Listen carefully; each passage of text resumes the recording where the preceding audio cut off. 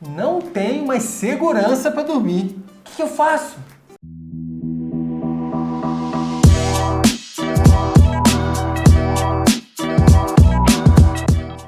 Olá a todos, bem-vindo ao nosso canal do Diário do Sono, que você vai aprender coisas importantes para dormir bem, de forma revigorante, de forma natural, que vai te ajudar demais. Hoje nós vamos atender a você que acha que não tem segurança para dormir. Que é uma questão comum, né, Zé Maldo? Às vezes a pessoa começa a dormir mal e ela começa a perder a confiança de que vai dormir. E aí ela fica com medo. Será que eu vou dormir? Será que eu não vou? Será que eu vou? Será que eu não vou? Fica ansiosa e isso prejudica demais o sono. E a gente tirou o tema desse vídeo dessa pergunta aqui, ó, do Matheus Djaban. Não é Djavan, é Djaban. É quase. Então, vamos ler a pergunta dele? Deixa eu ler. Meu problema é que não tenho mais segurança para voltar a dormir. Antes eu conseguia, mas hoje não. Essa insegurança de toda vez ter que lutar para dormir está me matando. Não durmo com tranquilidade. Por favor, me ajudem. Vamos te ajudar, Djaban. Vamos te ajudar. Vamos ajudar. Então, essa é uma questão que infelizmente acaba acontecendo muitas vezes. A pessoa, na tentativa de dormir, fica brigando com o sono. E nessa briga com o sono, ela vai se afastando cada vez mais da possibilidade de conseguir dormir. É paradoxal, né? É paradoxal, é verdade. Tipo assim, a pessoa sabe que dormir é importante e ela se preocupa com o sono e aí já ela não dorme. Então nós vamos pensar aqui, Matheus Djaban, o que a gente pode fazer para mudar essa nossa relação com o sono? E a gente vai pensar, vai ver aqui hoje como é que a nossa cabeça funciona, como é que o nosso cérebro funciona, o que a gente pode fazer para lidar com isso, né? Então, uma coisa muito importante, Matheus e todo mundo, a nossa cabeça trabalha para nos proteger. Então, ao longo da evolução, né, Zé Maldo? O que foi selecionado pela evolução foram comportamentos, foi a genética que fez com que a gente sobrevivesse. Foi aquilo que ajudou a nossa espécie, não é? Então, às vezes a gente acha que a nossa cabeça está trabalhando contra nós, mas se a gente observar bem o que está acontecendo, os processos que estão acontecendo, ela está tentando ajudar a gente, só que está fazendo de um jeito que não está funcionando. Então a gente tem que saber entender a nossa própria cabeça. Exatamente. Entendendo a nossa própria cabeça, a gente sabe ver, olha, isso aqui que está acontecendo é uma tentativa da minha cabeça de me ajudar. E o que eu faço então diante disso? É nisso que nós vamos falar agora. Nós temos aí várias partes do cérebro que tem várias funções diferentes, mas tem uma parte muito interessante, Zé Maldo, que relativamente recente ela tem recebido mais atenção, né, que é o circuito de modo padrão. O que é esse circuito de modo padrão? O circuito de modo padrão é o que está ligado quando a gente não está fazendo nada. Imagina, você está aí, não está fazendo nada, o circuito de modo padrão ele é ativado. E geralmente, quando ele é ativado com aquelas coisas que são preocupações. É como se a nossa cabeça começasse a falar assim, ó, já que não está fazendo nada, vamos procurar os problemas para a gente resolver, né? Porque ao longo da vida, quanto mais você resolver seus problemas, maior a chance de você sobreviver, se dar bem, né? Tem até aquele ditado, né? Cabeça vazia, oficina do diabo. Sim, exatamente. A gente pode complementar isso aí, cabeça vazia, rede de modo padrão ativado, oficina do diabo. Perfeito. Então, é exatamente isso que acontece. Quando a gente não está fazendo nada, essa rede começa a ficar ativada e geralmente com ruminações, preocupações, com coisas que ficam rodando na nossa cabeça e aí a gente tem a sensação de que está resolvendo, né? Então tem algumas áreas aí do cérebro que ficam mais ativadas nesse momento, né? Por exemplo, o córtex cingulado posterior, que a gente está vendo aqui na imagem, que é esse CCP da imagem, e o córtex pré-frontal medial. Então essas regiões elas ficam mais ativadas, né, Zé Maldo? E quando elas ficam mais ativadas, a gente tem mais essa sensação de preocupação. Isso está muito relacionado também com as amígdalas cerebrais. Então, vai jogando aquele monte de substância no nosso organismo, adrenalina, cortisol, e vai dando aquela sensação de coração acelerado, aquele frio na barriga, aperto no peito. Tudo isso para quê? Para falar com a gente o seguinte, olha, é uma situação perigosa. Tem um perigo aí. Tem um perigo aí. A gente precisa resolver isso logo. Só que o nosso cérebro, ele é muito parecido com o cérebro lá do povo das cavernas. Sim. E lá atrás, quando o nosso cérebro foi sendo mais formado, moldado, né, o ser humano como a gente conhece hoje, a vida era muito diferente, né, Zé Maldo? Lá realmente havia perigo. Realmente, se você dependesse de onde você andasse, podia ter uma cobra ali, você podia morrer, bicho. Podia aparecer um leão, um dente de sabre lá, um tigre de dente de sabre e te dar umas mordidas lá. era perigoso de fato. Então você tinha que ficar sempre alerta lá, a rede de modo padrão ativada. Então os perigos eram muito mais físicos, né? Então acontecer alguma coisa, o seu corpo se prepara para deixar você pronto para lutar ou para fugir, né? Essa luta ou fuga. Só que com a vida moderna, ok, nós temos ainda problemas físicos reais, tem violências, tem várias outras questões que continuam ameaçando a vida de forma direta, mas também tem outras coisas que estão na cabeça.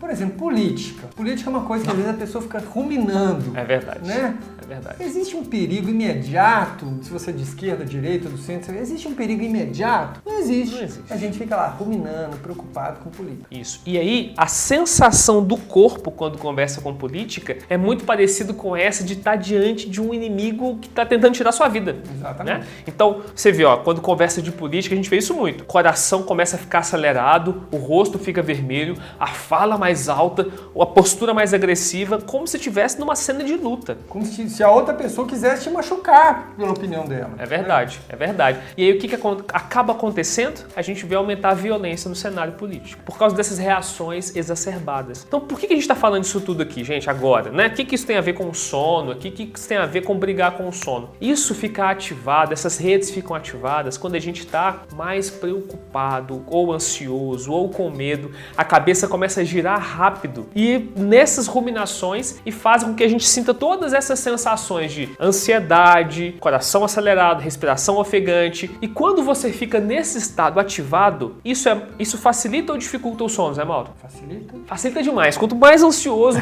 mais você capota na cama, né? Facilita, não. Acho que não, né? Não. Dificulta. Dificulta demais. Lógico, dificulta o sono, lógico. Você tá lá ativado, você vai dormir menos. Então, essa postura de luta e fuga afasta a gente do sono. Quer ver o que acontece? Tem aquele pensamento, né? A vaca foi pro brejo.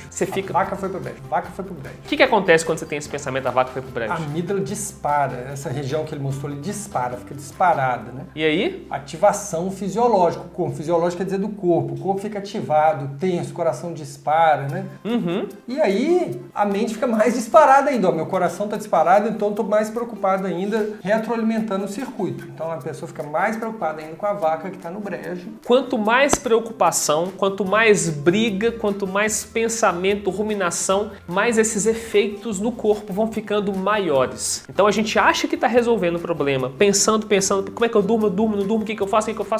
Quanto mais eu penso isso de não conseguindo dormir, não tô conseguindo dormir, mais eu fico ativado e mais é difícil conseguir dormir. Então, eu peguei um esqueminha que eu vi num vídeo do Diário do Sono recente, Zé Mauro, bacana, que foi legal. ótimo, que é aquele que a preocupação faz a gente verificar, não é isso? Sou preocupado com o sono. Aí você fica verificando, tô dormindo? Ai meu Deus, não dormi? Será que eu dormi? Não dormi? Será que eu dormi ou não? Você fica verificando se dormiu ou não. Isso. E quando você fica verificando demais... Você fica percebendo mais. Uhum. Você percebe mais. Então você percebe mais às vezes que você tá acordado, você percebe mais às vezes que você rolou na cama e tal, você fica percebendo mais. E quanto mais preocupação, mais verificação, quanto mais percepção... Você fica mais alerta, ativação fisiológica, né? Fica lá o sistema lá do rede modo padrão fica mais ativado, a gente fica mais alerta, o coração dispara, fica mais tenso ainda. E aí a gente fecha o ciclo. Fica mais preocupado. Então, fica preocupado, você começa a observar, será que o sono tá vindo? Essa de vigiar o sono é dose, porque pode até ser que o sono estivesse chegando. Mas quando você faz essa pergunta, será que eu tô ficando com sono? Nessa hora você começa a verificar. E quanto mais você verifica, mais você fica alerta. E quanto mais você fica alerta, mais preocupado. Então aquele soninho que tava chegando foi embora. Então, gente, olha só. Muitas coisas no corpo acontecem independentemente de nossa vontade consciente. Vamos ver o exemplo aqui, Zé Mauro? Olha só. Nosso estômago. O estômago, ele funciona. Se você falar assim, para estômago, ele não vai parar. Os rins. A gente controla, Zé Mauro, a quantidade de sangue que vai filtrar? Vou filtrar mais, vou filtrar menos. Não controla, né? Não controla. Nossos pulmões. Bom, vou controlar, vou ficar sem respirar. E a gente vai continuar gravando. Eu achei que você ia ficar aí até a gente terminar a gravação sem respirar. Então, o Zé Mauro vai ficar sem respirar até a gente vai colocar um espelho aqui embaixo para ver se ele não tá trapaceando, respirando um pouquinho, né? Vai ficar assim até... Diz isso, vai, não consigo, pronto. Não tem jeito, não né? Tem jeito. Mesmo que a gente vou respirar de forma mais profunda, mais superficial por um tempo, quando você assusta, você já parou de prestar atenção na respiração, ela acontece de forma automática, né? Coração. Coração também você não controla. Você pode, assim, correr mais rápido, o coração acelerar, mas você não controla. Isso. Então você controla os seus movimentos e o efeito é o coração acelerar. O coração, de fato, não, né? E o cérebro? O cérebro, será que a gente controla o cérebro? O cérebro, ele é um pouco mais complicado, né? Um pouco mais complexo. Então tem partes do nosso cérebro, tem atividades, melhor dizendo, no nosso cérebro que a gente consegue controlar e tem atividades que não. Então, essa parte de controlar os órgãos, a gente não mexe com isso, né? O cérebro é responsável por isso, nós não controlamos. Mas o cérebro também gera pensamentos de forma automática. Então, ele está programado pelas suas experiências de vida, pela sua genética, por um monte de coisas, pelas memórias que você tem, a mandar pensamentos automáticos dependendo daquilo que acontece com você. Isso a gente não controla. Os pensamentos que chegam até nós de forma automática, nós não controlamos. Não é, Zé Mauro?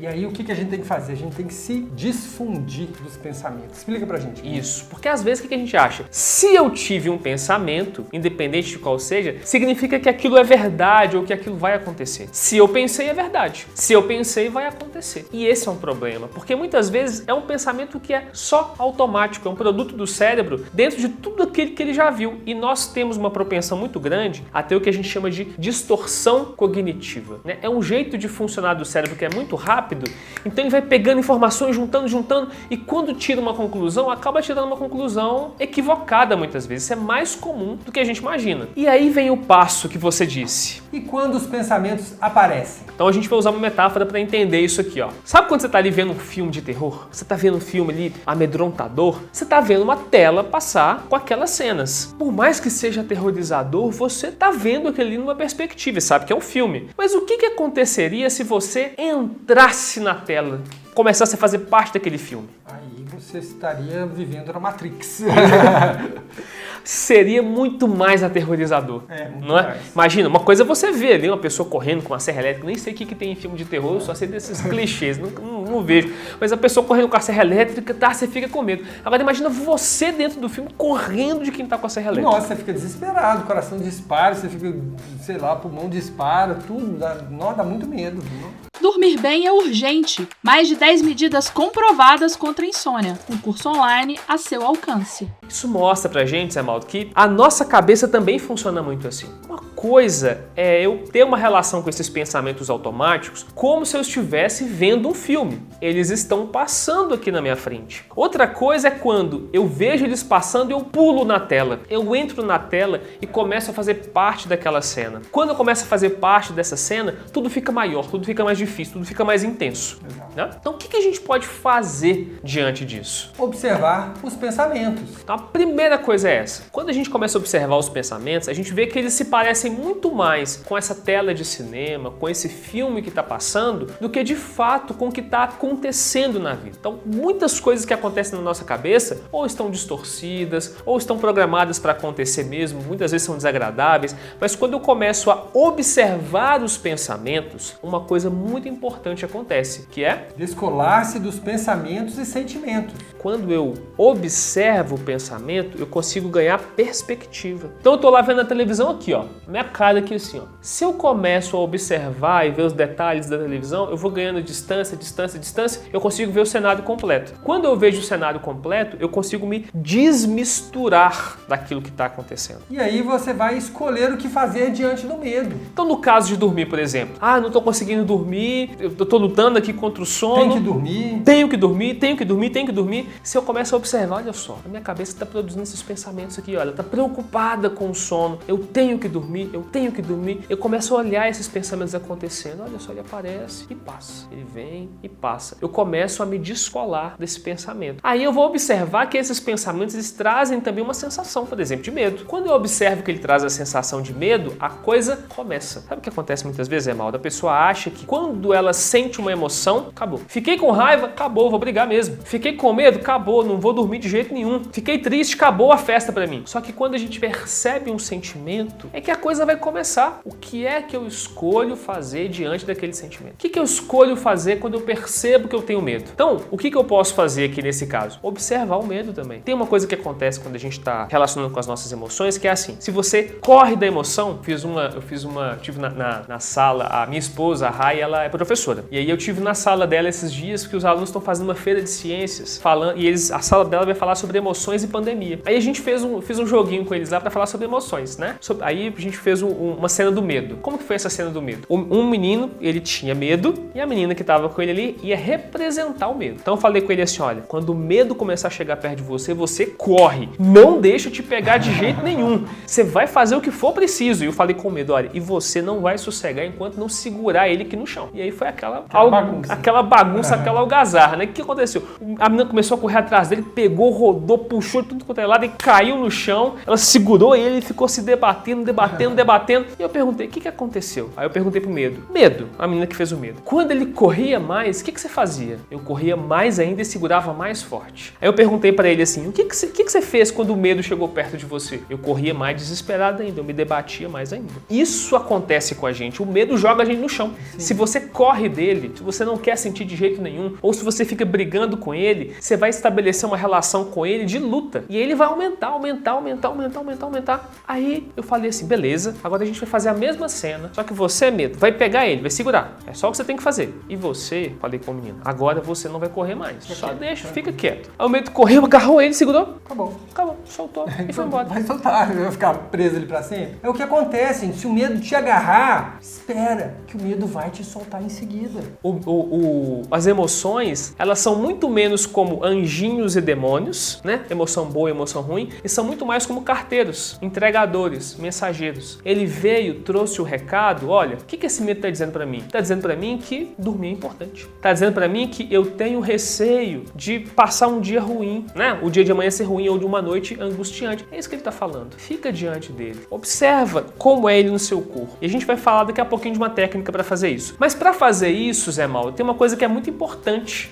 Paciência. Paciência porque, na medida que a gente vive, a nossa cabeça vai aprendendo as coisas, nosso cérebro vai aprendendo e vai deixando aquilo automático. Leva tempo para uma coisa se tornar automática. Então também leva um tempo para a gente criar outros hábitos, outros pensamentos para eles ficarem automáticos. Paciência com você. Quanto mais paciência com você tiver, mais tranquilo, mais suave vai ser esse processo. Porque fazendo isso, você vai ajudar seu corpo a se ajudar. Então, para o corpo da gente se regular, ficar mais tranquilo, ficar mais sereno e a gente conseguir dormir, a gente precisa ajudar o corpo a se ajudar. Parar de brigar com as emoções, parar de brigar com os pensamentos, parar de brigar com o medo, observar o que está acontecendo com você. Isso ajuda muito as coisas a acalmarem. Através da respiração, por exemplo, você vai respirando.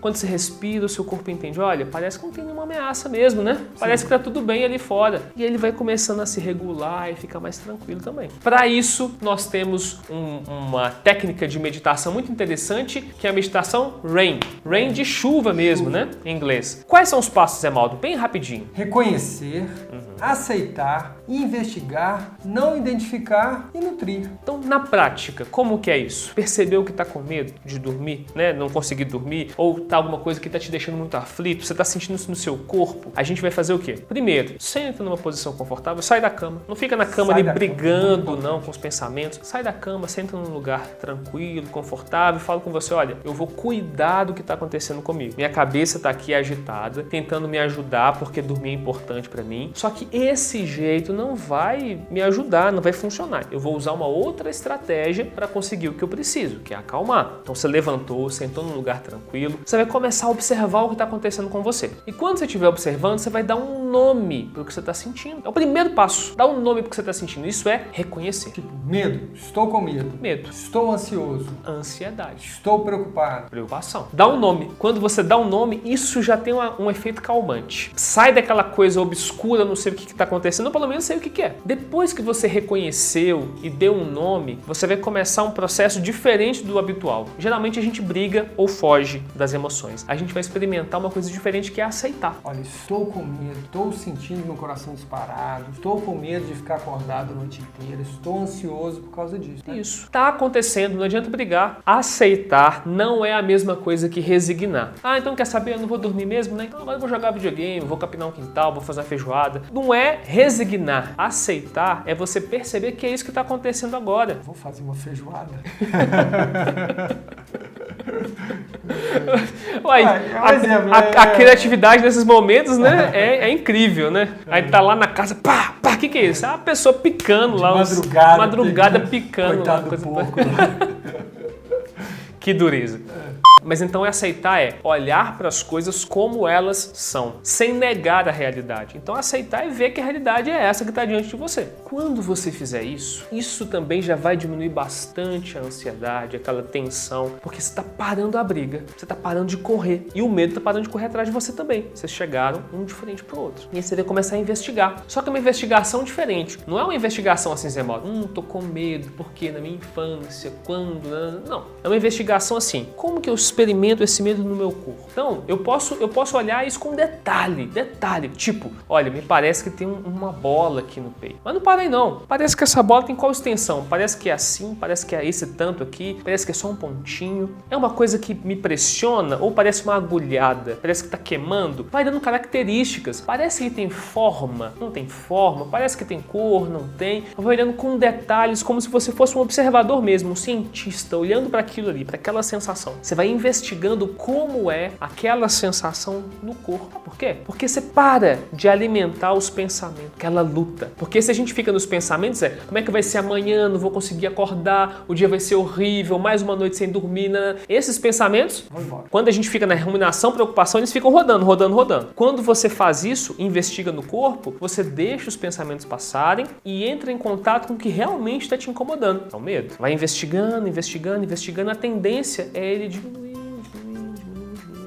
E aí, o passo seguinte é não se identificar com isso. O que isso quer dizer? O medo vem e vai, pensamentos vêm e vão. Você não é isso. E nutrir, o que é nutrir? Do que eu estou precisando agora? Eu estou precisando de relaxar, eu estou precisando de cuidar de mim, eu estou precisando de, no meu dia a dia, pegar mais leve. Então, essa técnica, essa meditação REM é excelente. Então, você pode treinar ela durante o dia, né? Em vários momentos. Se acontecer à noite, você pode sair da cama, fazer ela também. É uma forma de cuidar de você e diminuir esse circuito de modo padrão, essa ativação, essa preocupação, essas verificações. Isso tudo vai ajudar você a ter uma outra relação com o seu sono. E aí, gostou da meditação REM? Entendeu o que é o circuito de modo padrão? Deixe embaixo seu comentário. Vamos responder para você. Fazer você dormir bem é tudo de bom para nós. Tchau. Tchau.